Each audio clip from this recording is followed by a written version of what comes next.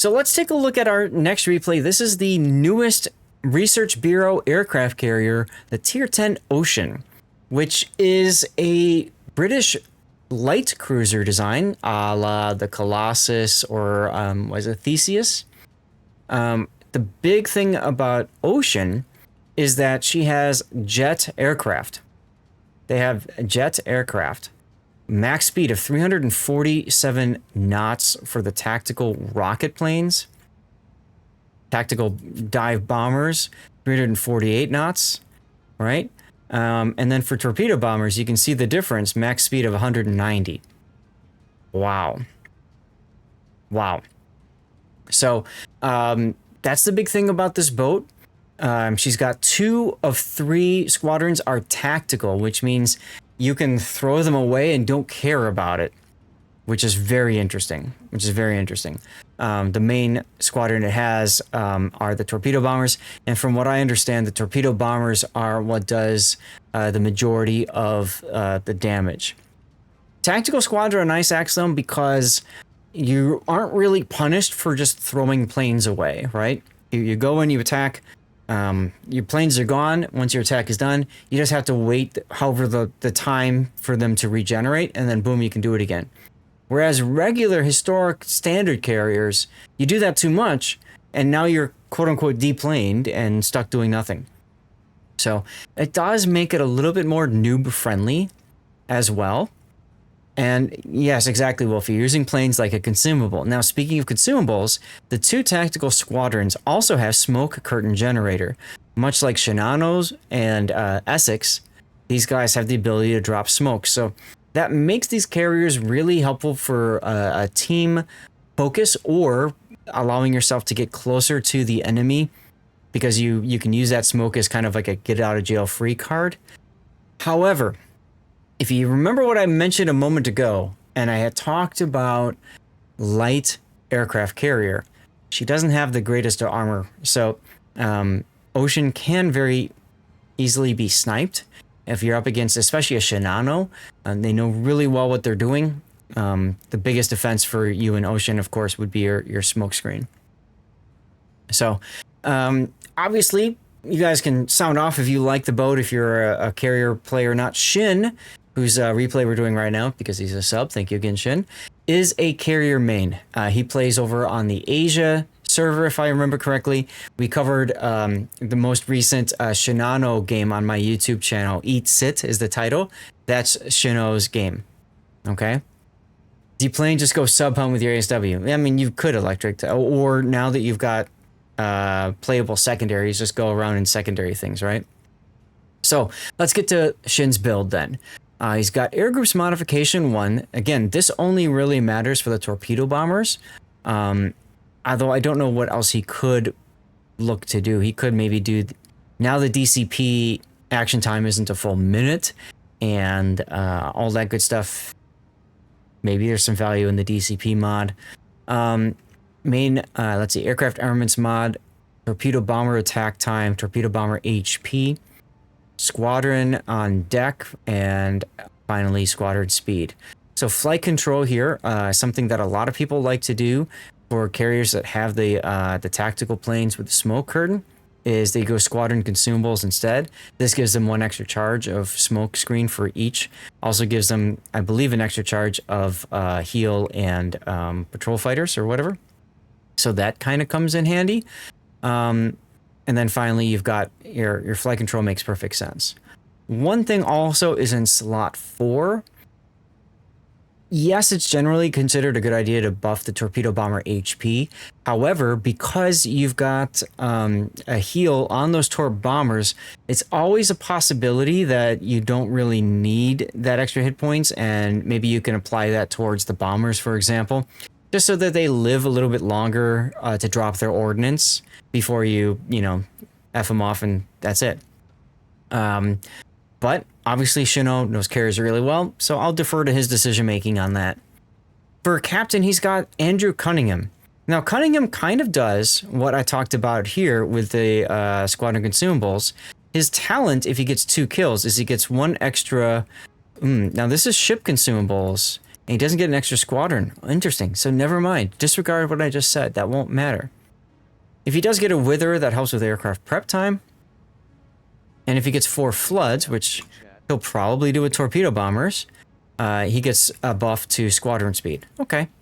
He also gets a buffed aircraft armor skill. That's actually kind of nice. Reduce damage for continuous. Iron Meals, congratulations on your CC container. Make sure you let us know what you got.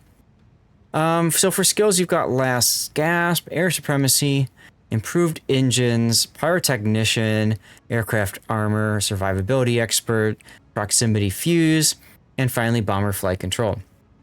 Makes perfect sense. Bit of a noob trap running Enhanced Aircraft Armor.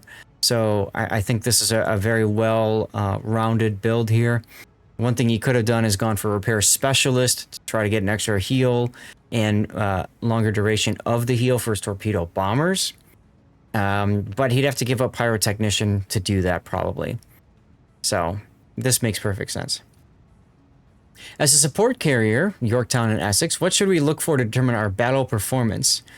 You'd expect lower damage, higher... Yeah, I would say lower damage, higher spotting. I think the bigger thing for you is a higher win rate, XLM. If you find yourself winning more battles, that says that you're using your support carrier properly. It's one thing to say I've got smokes and I can use those smokes. It's another thing to use them effectively to help your team. And then finally for signal flags here, we've got fire chance, flood chance, fire and flood chance, ship and squadron HP. This is huge for carriers. So this is a heal boost, speed boost, squadron and ship consumables, and then finally smoke curtain. That's good. That's good. Now you know you're going to be in a carrier game, and you know you might get sniped from enemy carriers. Although if I remember right, this boat doesn't really have the greatest of anti-air either, so you probably don't need to worry too much about the anti-air. Oh God, that's terrible. Yeah, forget the anti-air flag. That's disgustingly terrible. And you can't, the ship doesn't even have secondaries either, so yikes. Okay.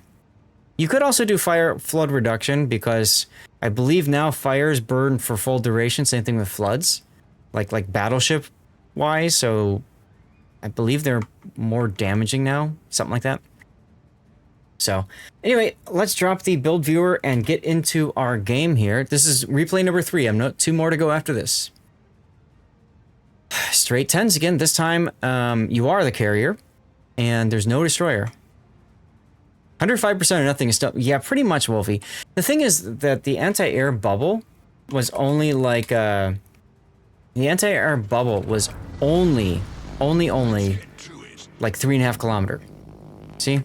Down here, 3.5 kilometer. You're not going to prevent sniping or anything like that. So there's a pre-drop to ensure that some of the planes go back to the carrier. 2 pre-drops. Wow, okay. Being very aggressive with the early dropping. Akizuki is going to be our final replay of the day. Alrighty then. Plane in front of the skip bombers? I would definitely have done that. You find out if the carrier you're playing up against is a noob carrier because they fly right through it. So that's something I would have done right there, Shin. So pre-drops, Axel, the idea about pre-drops is if you look at right here on the minimap, you see how the torpedo bombers are coming back to the carrier. Early in the game, and this is more important for your traditional carriers that don't have tactical squadrons, early game, you oftentimes want to drop at least 1 squadron early because if you think about it, early in the game, most of the time when you run into enemies, you run into clumps of enemies, like what you're seeing here, to the point where if you attack one of that clump, you're probably going to lose all of the rest of your planes. You're not going to get another attack off. So you pre-drop early as a way to ensure that you can get your planes coming back. So you cycle your planes quicker that way. It's a way to keep the planes alive for the end game. Now, he did get a drop on the Ilmaman. I don't know if you noticed, he went and deployed his bombers, went to attack run, not straight at the target, but off to the side to tighten up the drop reticle. Then he used his, I don't know if he used his A key or the mouse to turn that now tightened up reticule and drop that onto the Ilmaman. Not bad. So you can see now he's got, again, 3 torpedoes ready. If he did not cycle 2 of these squadrons back, he might not be able to get another full squadron off. Now this time Shin is choosing not to cycle his planes. And my guess is because he knows the Ilmaman is probably quite low with his DCP being used, and he wants to try to get in and strike that Ilmaman. He's going into attack mode now. And he's going into attack mode mainly so that he can get his squadron outside of anti-air.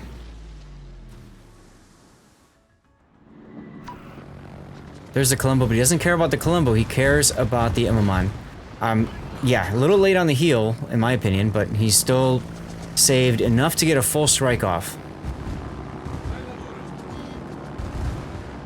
And he's going through the combat air patrol fighters. So if he would have kept another squadron with him, he'd have to F them off anyway, and there's always the chance that one of the, or most of his planes would get shot down there. As you can see, they are returning to carrier. The other ones went way up high and are returning, and they're full squadrons. So he's preserving his planes that way. Okay, so now we see the rocket attack planes. He's got 2 floods on the Ilmaman. Now, the Ilmaman did not DCP earlier, whatever it was, the engine or rudder brake. CV heals win. We'll see what happens. Now note that the rocket planes do not have the standard consumable to refill your engines.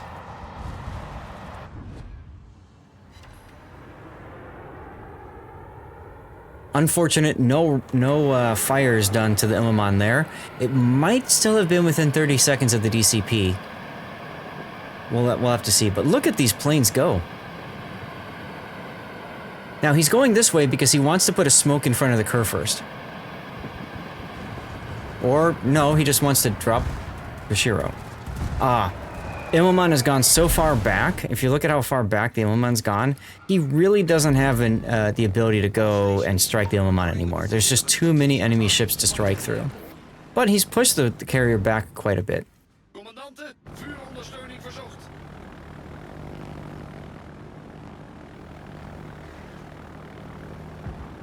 Yeah, that's something that I don't have a ton of experience with myself. Oh look, now he's trying to CV snipe you. That's kind of funny.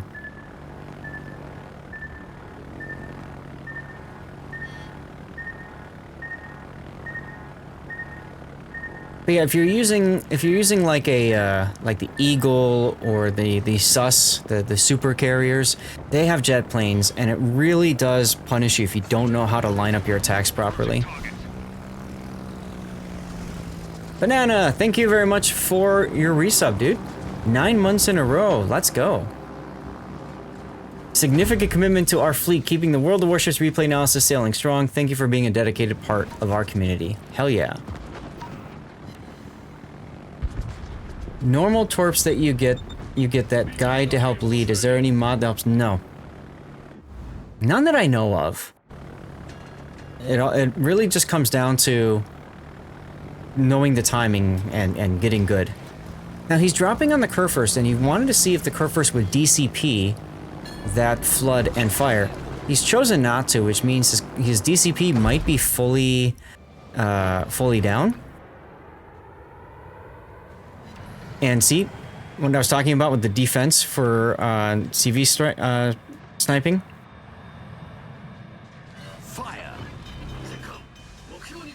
He still managed to skip into your smoke and start a fire. Unfortunate. He dropped too late. That could be a replay bug, Wolfie. Keep that in mind. The reticle on replays doesn't always perfectly match in-game. So it looks like he dropped late, but it's probably okay. Probably. That being said, he did only get 3 torpedo hits, so maybe he did drop too late. Problem solved, sir. Okay, there's the rocket hit. 20 rocket hits and you only got 1 fire from that. Remember, that's with the fire chance commander skill. And I think the flag too, right? Yeah, both flags and pyrotechnician. And he's only gotten 1 fire.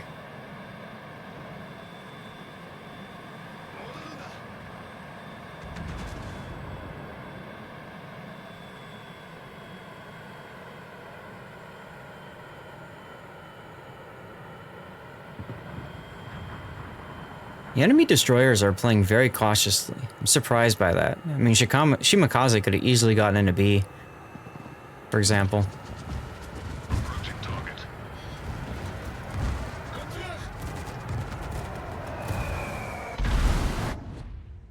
Those bombs just look wild.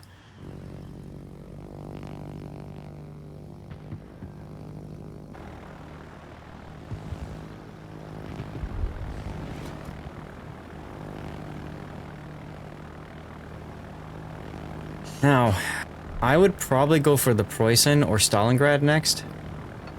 Snarf! Happy Friday to you. It's fun running into you earlier today. Snarf is, I don't know if you're the newest media manager anymore for Wargaming on the NA team. GG's. Alright, Stalingrad time. Snarf, we're doing replay analysis right now, taking a look at an ocean replay from a Super Unicum carrier's perspective, carrier player's perspective. Oof. Torpedoes dead ahead.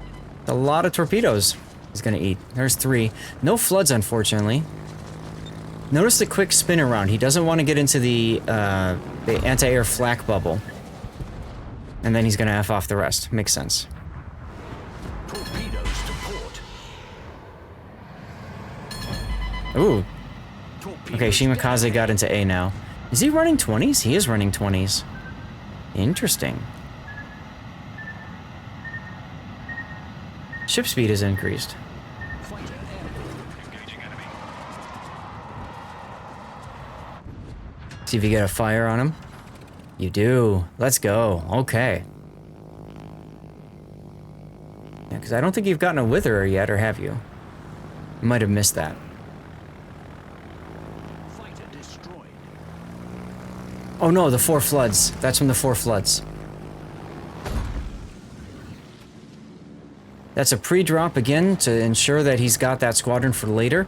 Pre-drops are very important in long games. It doesn't matter in shorter games, but for long games it's very important. He's trying to stay outside of the Stalingrad's black puff distances. There we go. And you can see now he's started his run going sideways and now he's curved on in. And that will probably be a dead Stalingrad right there.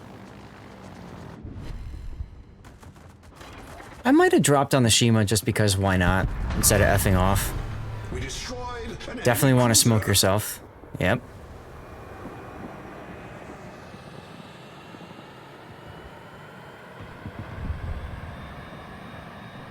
Thought Stalingrads were unkillable.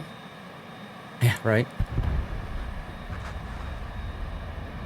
Big thing about Stalingrads is they have the defensive anti-air fire, so it could be problematic. Doesn't have it anymore. Yeah, he's dead, so it doesn't matter. You broke his defensive AA. That's right.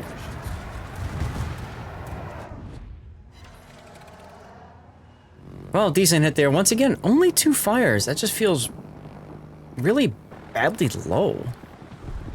What's up with your fire chances here?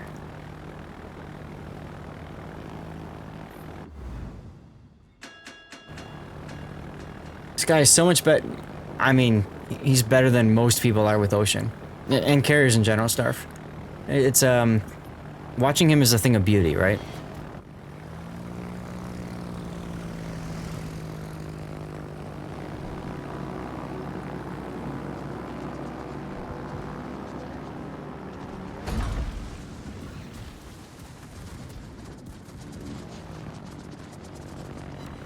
Yeah, I can't find the fire chance on the ship tool. Anyway, Torp on the Colombo with a flood. Stalin in your ranked game died in the first squadron attack of an Ocean. Ouch. Probably because he was too far forward and got hammered. Yes, exactly right, Wolfie. You want to try to avoid the flak if you can. So you go down low and then curve in. That's something I have to learn to do more. One of the reasons why you want the attack time upgrade There's the Witherer. Now you can cycle planes a little bit quicker.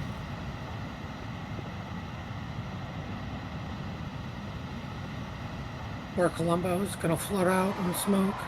Is he? Yeah, he's still floating, you're right. Hi, Caliber. That island screwed him. It did, didn't it? I mean, I love and hate that mechanic. You talking about when you're that close to the island, it's hard to lock on? Yeah. Well, I mean, the reticle goes up though too on some of these. Oh, yeah. Torpedoes to port. Yeah, especially the German carriers. Torpedoes to port. You don't think you ever cracked 110K? Well, now you've got some life goals. They sank their battleship. There's the second hit there, and or the second kill. So that procs the extra consumables on the ship, but he doesn't have any ship consumables to worry about, so that's just, you know, bragging rights at this point. Airwolf! Use islands to block flak for some... That's a good idea. Libertad is turning, which is not what Naomi wants here. He's gonna back off to try to get into a better position. Oof. Smoke is right there, so he's got the Shimakaze on him. Hey, look, there he is. I like that decision.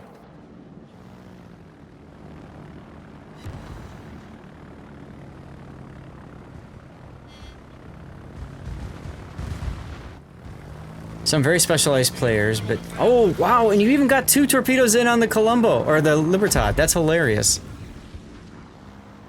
Bit much to expect from yourself after a long hiatus. Yes, true.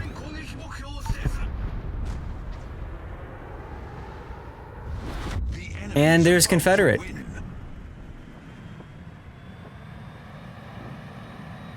Yeah, it's a very nice sinking. But you see, not only did he get that, but he also helped kill the Libertad, right? Is that thing is still flooding. Still flooding. Yeah. This is what carriers are best known for, cleaning up at the end of the game. Taking out targets that are low health. An enemy cruiser. 1 rocket penetration is all it took. Okay, now what's left is the hull and the Kushiro. And your division mate is still running away. That's amazing. He's still alive. The enemy is about to win. At this point, you just point your carrier at the cap and say go, right? Ends in 5 minutes. 5-minute warning. Engaging enemy. Now, Hull has defensive anti-air fire and really good anti-air too at that. So you can see the use of the heel there just to try to make sure his planes survive the attack enough so that he can do the second drop. This is best Nuomi on the Asia server. He's in my Discord as Shinoburu, something like that. But there he is, best Naomi.